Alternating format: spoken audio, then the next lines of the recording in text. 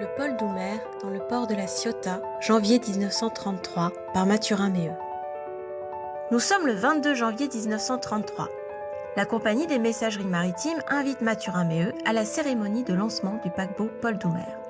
Sur place, l'artiste réalise plusieurs croquis et des sujets inédits chez lui. Les chantiers navals, que l'on aperçoit au loin à gauche, et le paquebot. L'imposante silhouette rouge de la coque occupe les 2/3 horizontaux de l'image. Juste derrière, bien caché, on peut apercevoir un autre paquebot, le maréchal Joffre. La différence entre les deux bateaux est flagrante. Le maréchal Joffre, noir, est terminé, tandis que le Paul Doumer n'en est qu'à ses débuts de construction. Il n'a que sa coque, vide, avec cette couleur rouge hypnotique qui a probablement attiré l'attention de l'artiste. Tout le reste est encore à faire, dont une salle décorée par Mathurin Méheut lui-même. Égal à lui-même, l'artiste place au premier plan des thèmes qui lui sont chers.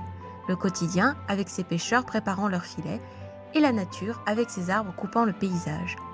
Ce jeu de lignes et de composition peut rappeler l'art japonais, dont Méheut est un grand admirateur.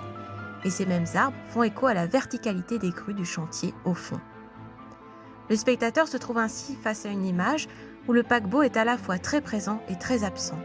Immobile, enfermé dans une composition sans horizon, il n'évoque en rien l'imaginaire du voyage.